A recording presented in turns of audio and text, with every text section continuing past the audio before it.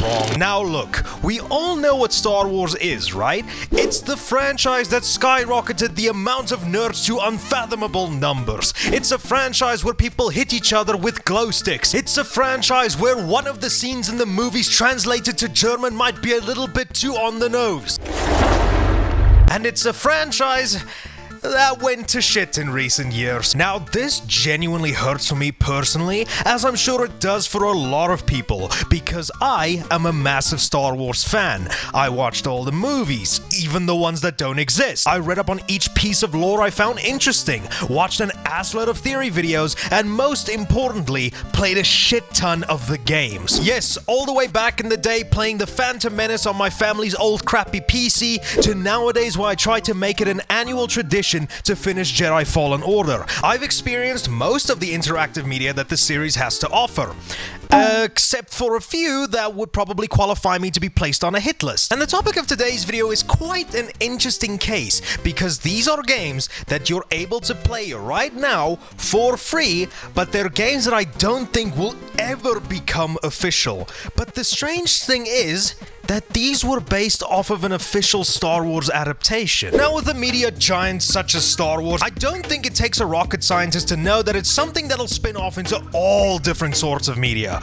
We of course have the movies, we have the TV shows, both CG and more recently live action. We obviously have the video games spanning all sorts of different genres, but then we also have a gamer's biggest fear: books. Yes, this is also a pretty no-shit situation, but Star Wars has also got a shit ton of books under its belt, none of which I read because I can't read. But what I find quite interesting about these books is that, from my knowledge, a large majority of them are categorized under something called Star Wars Legends.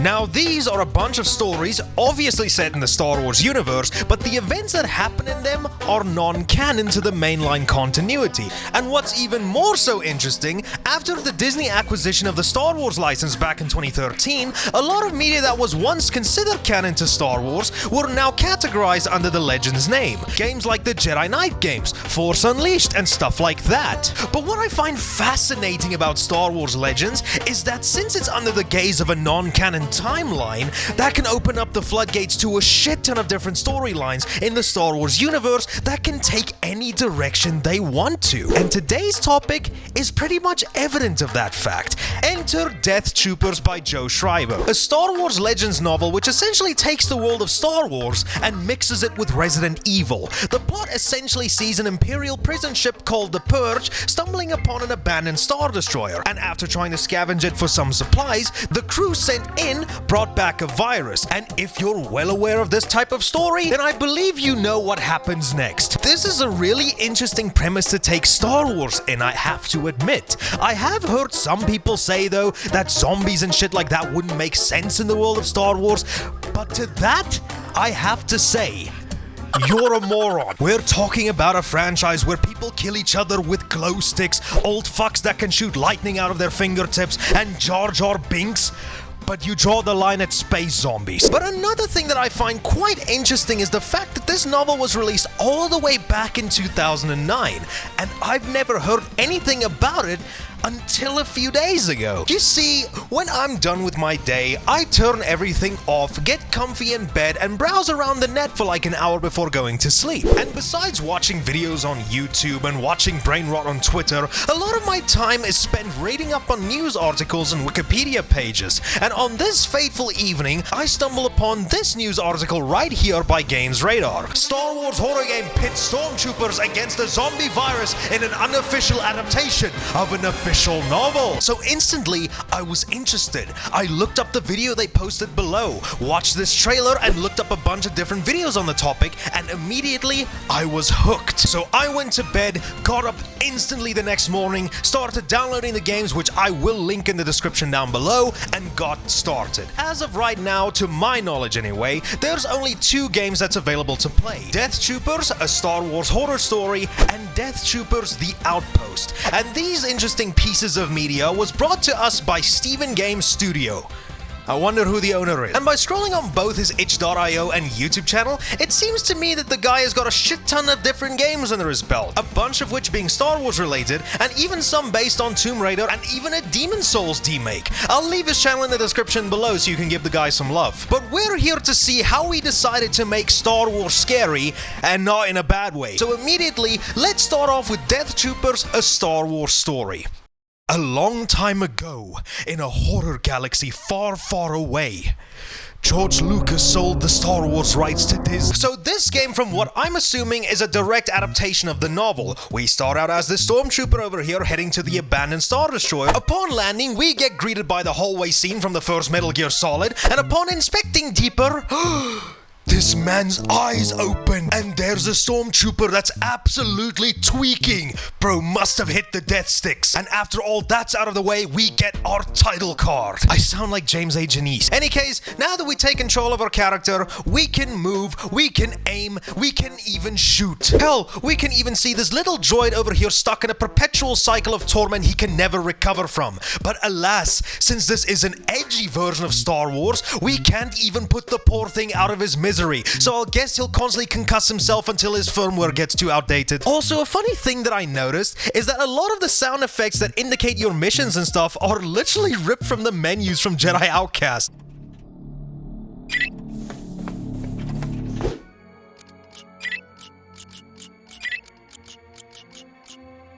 This man has amazing taste. And after walking even further, we see a not-so-friendly face standing off in the distance, and then the real game starts. We need to survive for around 5 minutes, and that's it. Good luck! So the game is essentially an amalgamation of Resident Evil and Call of Duty Zombies. We have a total of 5 minutes to survive, and that's pretty much the whole gist of the game. We have unlimited ammo in our blaster, but it can overheat, costing us precious moments. We could be using that plasma to add to our body count, and yeah, don't fuck up, I guess. Which I did twice. So for what this is, I'm actually surprised how polished the game is. This is running on Unreal Engine 5, and yet not once did I notice any frame drops, and everything looks really damn good. Yeah, okay, the animations are a tad wonky for the enemies, and sometimes the ragdoll can get caught on one another, making the stormtroopers look like a monster from the forest, but again, for a one-man game and a proof of concept, this isn't really all that bad. Any case, after surviving the 5 minutes, we're treated to another cutscene of our character thinking that escape is nearby, but oopsie daisy, we're unfortunately standing in a hallway, and Darth Vader seems pretty pissed. So if you've watched the ending of Rogue One, you know where this is going. And yeah, we get turned into Darth Maul, and that's the game done. Truly a Disney ending of all time. Once again, I need to stress that for a one-man project, this game was surprisingly fun. Despite the game having some polish issues, which you really can't blame this guy on, this game serves as a really damn good proof of concept of what a Star Wars themed horror game could potentially look like. Not just like in the vein of something like Resident Evil, but more so like Call of Duty Zombies. I would actually really like it if Steven was to implement this game style on some different maps with some different weapons and stuff like that, and incorporate stuff like multiplayer and the ability to switch between first and third person. I think that could be really cool. But now we move on to the next game that he's developed, Death Troopers, The Outpost. Now what's different from this entry is that it takes a lot more of a story-driven approach that takes gameplay from good old-fashioned survival horror games that we've come to know and love. But let's get down to the nitty-gritties of what's going on over here. So immediately we're thrusted into Endor and see this lone scout trooper exploring the woods until he finds the decorations. After something attacks him from behind, we get introduced to our character busy skyrocketing towards the planet. After we land, we thankfully survive, but our security droid is badly damaged. So we just decide to leave him behind and get a move on. He's just a machine after all. Who's going to cry for a stupid security droid? So in this game, we still have the basic moves from the last one. We can walk, we can run, we can crouch, and we can see our ass poking through our armor. We can even kick the shit out of people like we were pissed off we didn't make the cut in Masters of Terras Kasi. After finding these lovely folks hanging around, we do our little goofy Pink Panther tiptoe, see that that Ewoks are actually little demons, and witness one of our brothers in arms find out that they're now owned by Disney. But since this is a zombie horror game, would you be surprised that he's not dead? Any case, after we're done watching all these cutscenes, we can finally get into some combat, and this is where I say that the game takes a more proper survival horror feeling, because now we have the ability to pick up weapons and ammo to take on the threat, meaning that we can't just rely on an overheating blaster like in the last game. Oh no, sadly we're going to need to make every single shot count here, and when it comes down to the gunplay, it gets the job done.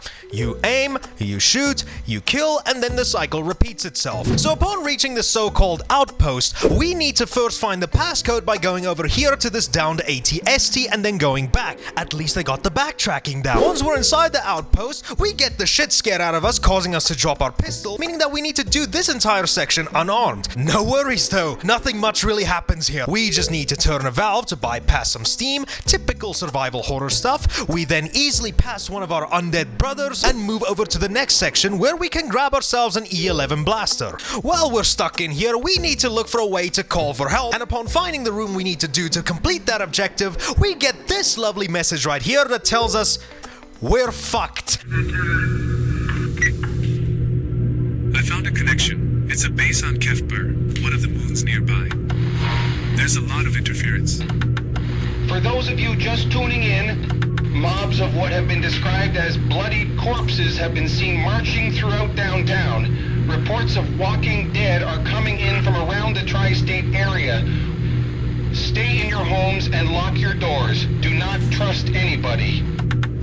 Folks, please bring whatever supplies you can. We are in dire need of food, water, clothing, batteries, flashlights, weapons, and ammunition during these trying times. Evacuation efforts to the City of the Living are well underway. We have a situation here at the Jared Smith Theater. Please, anyone coming here should be extremely... Angela! After that, we head into this hangar where we hope to find an aircraft to get off this rock, but nah. Instead, we get the majority of Raccoon City ready to welcome us on in. After taking care of that, the game ends with this cutscene of our character being terrified of something, but sadly gets blindsided by a bunch of zombies that sadly got the better of him. And before the game officially ends, we get the sad words of our security droid pleading for us not to leave him, as Steven asks us for more money to continue the Death Trooper story. Now, I'm gonna be deadass with you. I've really had a lot of fun going through these little passion projects, taking a relatively kid-friendly franchise and fusing it with mid-2000s angst. It really makes me wonder how a fully funded and fully fleshed out Star Wars horror game could be like. Either a Call of Duty Zombies type experience, or a proper Resident Evil, and dare I even say it, I've kind of been dancing around this game, a Dead Space type of approach. With all the shit that happens in Star Wars, it wouldn't be a too far-fetched thing to imagine. I mean, I always wondered how a Star Wars Souls-like would work, and lo and behold, we got Fallen Order in the same year that thought went through my mind. So who knows? Could it be possible? I don't think we should get our hopes up. Despite how cool the initial concept might seem, we all know who owns the Star Wars license, right? And despite us getting things like Prey and the upcoming Deadpool 3, which are R-rated movies, a fully funded Star Wars horror game, or even a movie in that case, doesn't really seem to me like it'll become a reality anytime soon. But hey, I'm extremely happy to say that there are some indie devs and fans that are willing to do what these big corporations won't. But with all of that out of the way, thank you guys so much for watching. If you want to give these games a go yourself, then I'll leave Steven's itch.io page in the description below, and maybe also consider helping him out with a donation to help him make more of these Star Wars horror games. I'd love to see what more he can do to expand upon what he's already made. And give him a sub to his YouTube channel as well to keep up to date with what he's up to. But yeah, special thanks to Patreon member Mr. Aftonboy. If you guys want to support the channel, then maybe consider leaving a like and subscribing to the channel, joining the Patreon, or becoming a member. But yeah, I've been John from the channel with the freakishly long name, and I will see you guys in the next video. Goodbye. May the Force be with you.